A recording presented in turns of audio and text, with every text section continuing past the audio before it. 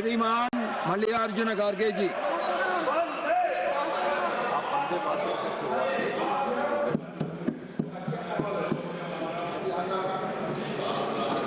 सभापति महोदय, सही बोलता हूं मैं, झूठ बोलने की आदत आपको है। सर, मैं वंदे मातरम से शुरू कर। वंदे वंदे वंदे। आप भी जरा बोलिए, आप तो सो गए, आप भी सो गए। सोने दो, क्योंकि जब मुल्क जागता रहेगा वो सोते रहे तो ही अच्छा रहेगा। सर ठीक है, बैठो भाई। सर, आपका मैं बहुत ही आभार मानता हूं। आप मुझे होम मिनिस्टर बोलने के बाद मुझे आपने समय दिया, इसीलिए मैं आपका धन्यवाद करता हूं। सर, राष्ट्र गीत वंदे मातरम 150 साल के ऐतिहासिक मौके पर सदन में अपने विचार रखने का मुझे अवसर मिला है। मैं सौभाग्यशाली हूं और ये गाना मैं 60 साल से गा रहा हूं, क्योंकि मैं 55 साल तो इसी में गुजारा, एमएलए, एमपी, राज्यसभा मेंबर। सो इसीलिए मुझे तो वंदे मातरम गाना पहले से ही मुझे आदत हो गई है, हम गाते रहते। लेकिन वंदे मातरम नहीं गाने वाले अब शुरू किए हैं, उनके लिए मैं धन्यवाद अर्पित करता हूँ। ये तो वंदे मातरम की ताकत है सर। और वैसे तो ये राष्ट्रीय उत्सव का विषय है, बहस नहीं, मगर सबसे पहले मैं इंडियन नेशनल कांग्रेस की ओर से महान रचनाकार जो बंकिम चट्टोपाध्याय को नमन करता हूं, उन सेनानियों को भी नमन करता हूं। वंदे मातरम का नारा लगाते हुए आजादी के आंदोलन में जिनको बलिदान दिए उनको भी मैं नमन करता हूं। वंदे मातरम गीत भारत के सार्वजनिक जीवन में तब प्रवेश करता है जब गुरुदेव रविंद्रनाथ टैगोर ने 1896 में कांग्रेस के कलकत्ता अधिवेशन में पहली बार गाया था, और जिसका जिक्र हमारे होम मिनिस्टर ने अपने इस पे किया, लेकिन इसका बैकग्राउंड क्या था ये नहीं बोले। जो चीज उनको अच्छी लगती है और कांग्रेस को टोकने के लिए, हमारे लीडरों का अपमान करने के लिए जो बोलना है वही कट पेस्ट करके बोलते हैं, दूसरा नहीं बोलते। ये आदत है, लेकिन क्या कर सकते सर, चंद लोगों की वो आदत से मजबूर होते हैं, वही बात बार बार करते हैं। सर, इस तरह वंदे मातरम को आजादी का नारा बनाने का काम कांग्रेस पार्टी ने किया। कांग्रेस ने अपने अधिवेशनों और कार्यक्रम में वंदे मातरम के नियमित गायन की परंपरा शुरू कर दी। क्या आप लोगों ने अपने पार्टी का कार्यक्रम शुरू होता, ये आपने पहले कर दिए थे? करते थे। अरे आप तो हर चीज के खिलाफ करते हो, फिर भी आपको मैं बार बार टोकना नहीं चाहता, लेकिन आपको मालूम होना चाहिए, आपका इतिहास ये है कि आप हमेशा देशभक्ति के गाने को, आजादी को और आजादी के लड़ाई के खिलाफ आप थे, कभी भी आप उसके फेवर में नहीं थे। सर, महात्मा गांधी ने जब 1921 में असहयोग आंदोलन, नॉन कोऑपरेशन मूवमेंट छेड़ा, तो लाखों कांग्रेसी स्वतंत्रता सेनानी भारत माता की जय, महात्मा गांधी की जय और वंदे मातरम का नारा लगाते हुए जेल जा रहे थे। आप क्या कर रहे थे? ब्रिटिशों के पास नौकरी कर रहे थे। निकाल के देखो। अरे, और आप हमको देशभक्ति सिखाते हो, हमको पैट्रियोटिज्म सिखाते हो। अरे, पहले तो आप पैट्रियोटिज्म के नाम से डरते थे और सिर्फ सेवा करना ब्रिटिशरों का जानते थे। इसीलिए अरे माफीनामा पिलाता हूँ भाई, बाद में वो तो उनके गुरु का है। सभापति जी, मैं कहना चाहूंगा कि पीएम मोदी जवाहरलाल नेहरू जी का अपमान करने का कोई मौका नहीं छोड़ते और वैसा ही होम मिनिस्टर नहीं छोड़ते, क्योंकि उनके पीछे पीछे है ना, वो आगे आगे, इन्हों पीछे पीछे। तो ये नेचुरली ये हमेशा कि इसीलिए वो हमेशा कांग्रेस का गिला करते हैं और हमारे पार्टी के बारे में, नेताओं के बारे में, यहाँ तक कि हर कांग्रेस के लीडर का अपमान करने का मौका नहीं छोड़ते। लेकिन मैंने प्रधानमंत्री का भाषण सुना और उन्होंने नेहरू जी पर आरोप लगाया और कहा कि 1937 में नेहरू जी के नेतृत्व में कांग्रेस पार्टी ने मूल वंदे मातरम गीत से महत्वपूर्ण पद हटा दिए थे।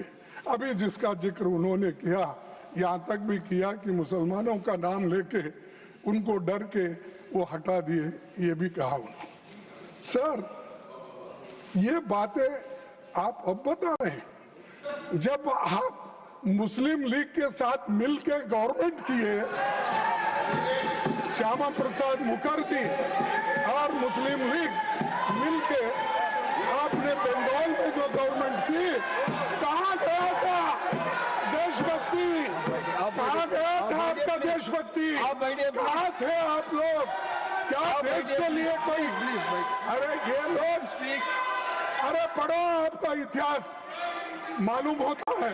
सर, प्रधानमंत्री जी ने सुभाष चंद्र बोस को नेहरू जी की चिट्ठी का, सर प्रधानमंत्री जी ने सुभाष चंद्र बोस को नेहरू जी की चिट्ठी का भी जिक्र किया। हमेशा की तरह उन्होंने फिर से सदन को गुमराह किया। प्रधानमंत्री के आरोप तथ्य से परे हैं और लोगों को भ्रमित करने वाली है। सर, सच्चाई ये है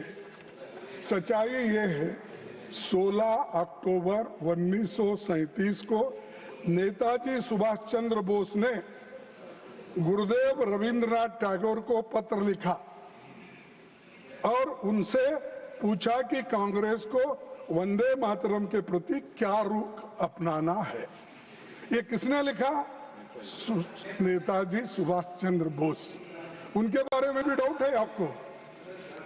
इसके अगले दिन 17 अक्टूबर को नेताजी ने नेहरू जी को पत्र लिखा और सुझाव दिया कि नेहरू जी को इस विषय पर गुरुदेव से व्यक्तिगत रूप से मिलना चाहिए। ये सुभाष चंद्र बोस के वाक्य है।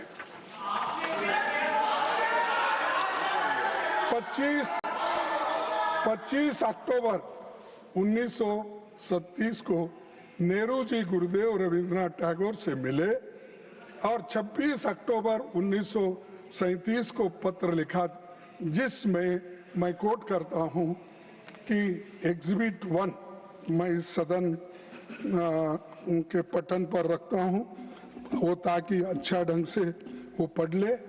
मैं कौन है नहीं यहाँ पर, कोई रहता नहीं पटन, अरे कौन नहीं आया, ये पटन में रखता हूं और मैं कोट करता हूं रविंद्रनाथ टैगोर जी ने क्या कहा। In offering my own opinion about it, I am reminded that the privilege of originally setting its first stanza to the tune was mine. To me, the spirit of tenderness and devotion expressed in its first portion, the emphasis it gave to beautiful and beneficent aspects of our motherland, made a special appeal, so much so that I found no difficulty in disassociating it with the rest of the poem. I found no difficulty in disassociating it with the rest of the poem. The first two stanzas are such that it is impossible for anyone to take objection to. Remember, we are thinking in terms of national song. Remember, Please. Please, आप बैठिए. we are thinking in terms of national song for all India. This is Rabindranath Tagore's words. Are you against it? You want to condemn this?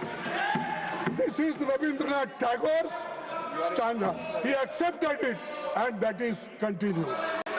सभापति जी, सच्चाई ये है कि Congress working committee ने 28 अक्टूबर 1937 को गुरुदेव की इन्हीं शब्दों को सर्वसम्मति से पारित किया। कहां पर? तो ये जो इस प्रस्ताव पर सहमति व्यक्त करने वालों में प्रमुख नेताओं के नाम है, पढ़ता हूं। महात्मा गांधी जी, आपको ऑब्जेक्शन है? मौलाना आजाद जी, पंडित नेहरू जी, नेताजी सुभाष चंद्र बोस जी, डॉक्टर राजेंद्र प्रसाद जी, सरदार पटेल जी, जेपी कृपलानी जी, गोविंद वल्लभ पंत जी, ये सभी नेता लोग एक सहमति से उन्होंने कहा ये कांग्रेस वर्किंग कमेटी के प्रस्ताव के और ये प्रस्ताव में क्या है? The committee wishes to point out that the modern evolution of the use of the song as part of national life is of infinitely a greater importance. Therefore, the committee recommends that wherever Vande Mataram is sung at national gatherings, only the first two stanzas should be sung. With perfect freedom to organize to sing any other song of unobjectionable character can be sung. ये working committee में मंजूर हुई। क्या नेहरू जी अकेले के? क्या गांधी जी नहीं थे? सुभाष चंद्र बोस नहीं थे? कृपलानी नहीं थे? मदन मोहन मालवीय नहीं थे? आजाद जी नहीं थे? इनका अपमान कर रहे हो आप, इन सब का अपमान कर रहे हो। और ये सभी बड़े नेताओं का सम्मिलित निर्णय था। फिर नेहरू जी को अकेले क्यों टारगेट करके प्रधानमंत्री वही बार बार बोलते हैं, यहाँ होम मिनिस्टर बोलते हैं। और इसका एक प्रति भी मैं आपके सामने रखूंगा। नंबर 2 यहाँ है, सर देख, ये दूसरा नंबर है, मैं ये भी पठन पे रखूंगा। प्लीज ये पढ़ लीजिए, क्योंकि आप नहीं पढ़े होंगे कांग्रेस का इतिहास। सिर्फ आप गोलवरकर का, मनुस्मृति का ये किताबें पढ़े हैं, ये भी जरा पढ़ो, इसीलिए मैं आपको दे रहा हूं। सर, इस मुद्दे पर एक नया विवाद खड़ा करके मोदी जी ने न केवल राष्ट्रीय नायकों का बल्कि विशेष रूप से गुरुदेव रविंद्रनाथ टैगोर का भी अपमान किया। यह नेताजी सुभाष चंद्र बोस का भी अपमान है, जिन्होंने वंदे मातरम को स्वतंत्रता संग्राम की धड़कन बना दिया, और उसी पूरी पीढ़ी का भी अपमान किया जिसने जेलों की यातनाएं नहीं सही, लाठियां खाई और इस गीत को अपने हृदय में रखकर देश के लिए प्राण न्यौछावर कर दिए। इसीलिए मोदी जी को आपको देश से माफी मांगना चाहिए, जिन्होंने देश के आजादी के लिए लड़ा, अपनी जान दिया और सैकड़ों दिन जेल में रहे और हर तरीके के मुसीबत झेले, और भगत आज कुछ किए बिना आप ना लड़े, कुछ भी नहीं, फुकट में आके बैठे हैं और आज ये बात बोल रहे हैं। हाँ? और आजादी लाए हम तो इसीलिए ये लोगों को उसका ये मालूम नहीं है वैल्यू। सर, सभापति जी, मैं सदन को याद दिलाना चाहूंगा कि हिंदू महासभा और आरएसएस ने स्वतंत्रता संग्राम में भाग नहीं लिया था। यही नहीं, उन्होंने भारत के संविधान की प्रतियां भी जला दी थी। उन्हें आपत्ति थी कि जो बाबा साहब अम्बेडकर ने संविधान बनाया था वो मनुस्मृति पर आधारित नहीं था, इसीलिए हम उसको मान्यता नहीं देंगे, और यहीं पर उसको जलाया गया दिल्ली में। उन्होंने महात्मा गांधी, पंडित नेहरू और अंबेडकर के पुतले यहीं रामलीला मैदान पे जलाए। ये इतिहास है, आप पढ़िए। और जो संविधान को मानने वाले नहीं हैं और हमसे बार बार कहते हैं कि तुम क्या किए, तुम क्या करें, क्या तुम्हारे घर में नौकरी करना, क्या किए देश के लिए करे, हमारे लोग मरे, जेल में गए।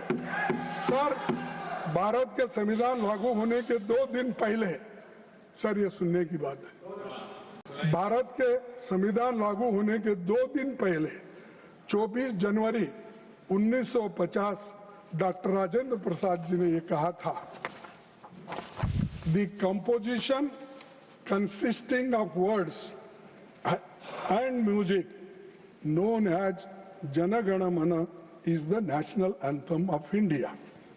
And the song Vande Mataram, which has played a historic part in the struggle for Indian freedom, shall be honored equally with Jana Gana Mana and shall have equal status with it. ये हमारे भूतपूर्व हमारे राष्ट्रपति जी का है, इसको भी आप नकारते हैं। अरे जो चीजें इतिहास के पन्नों में आए हैं, तारीख लिखा है, उस तारीख को भी आप मानने वाले नहीं हैं। तो मेरे को समझ में नहीं आ रहा किस चीज को मानते हैं। क्या हिटलर के बुक को मानते हैं, किसके लिए? और हमेशा आपकी आदत हो गई है कि कांग्रेस को गालियां देना और नेहरू जी को टारगेट। अरे नेहरू जी का इमेज खराब करने के लिए अगर आप बैठे हैं, वो नामुमकिन है, वो सबसे ऊंचा है दुनिया में उसका नाम है। अब उतना ऊंचा आप कभी नहीं बन सकते, आप नीचे है, नीचे ही रहेंगे। सभापति जी, बीजेपी के लोगों को वंदे मातरम की याद कई दशकों के बाद आई है, परंतु मैं सदन को याद दिलाना चाहता हूं कि वंदे मातरम की 100वीं सालगिरह के मौके पर वंदे मातरम पर पहला स्मारक पोस्टल स्टैंप 30 दिसंबर 1976 को श्रीमती इंदिरा गांधी जी के कार्यकाल में जारी किया गया है।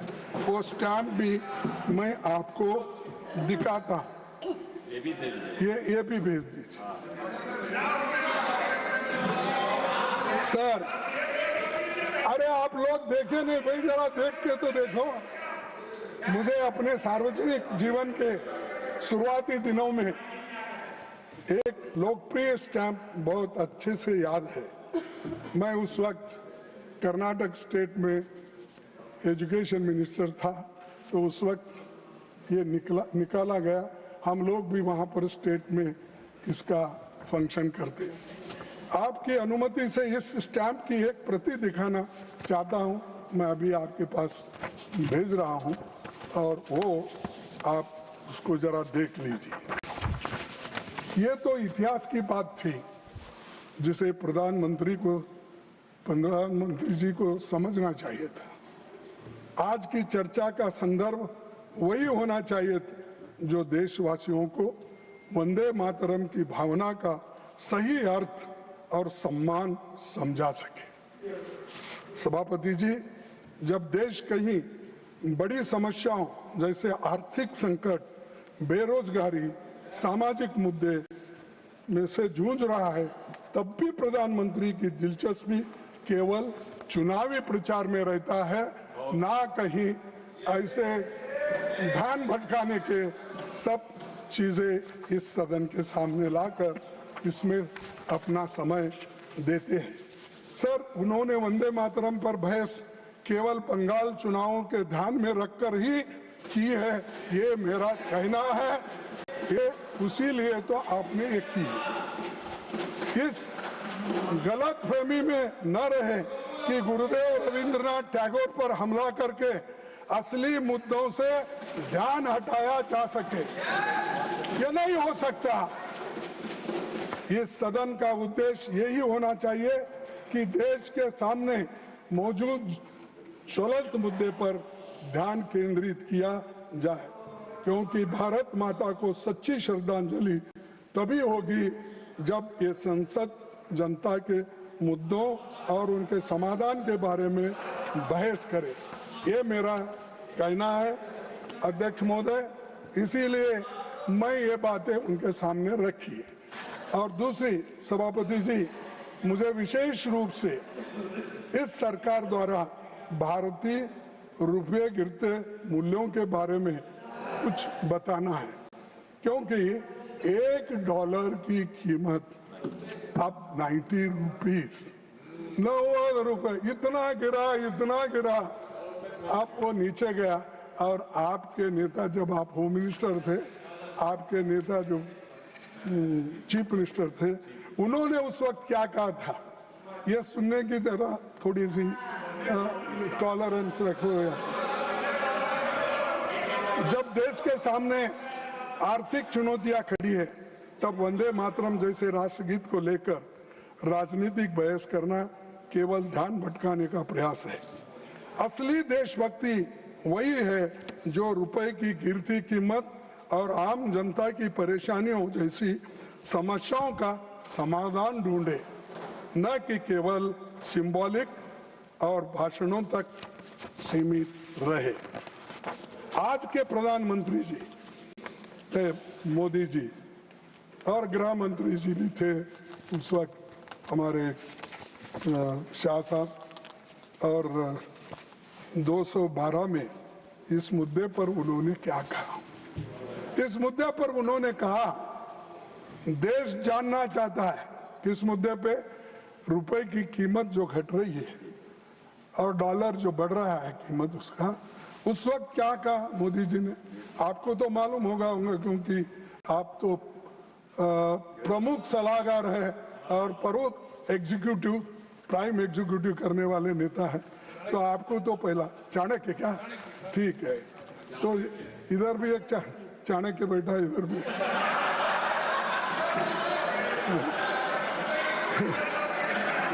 तो अरे बेटो, देश जानना चाहता है। प्रधानमंत्री जी, ये उन्होंने कहा, देश जानना चाहता है।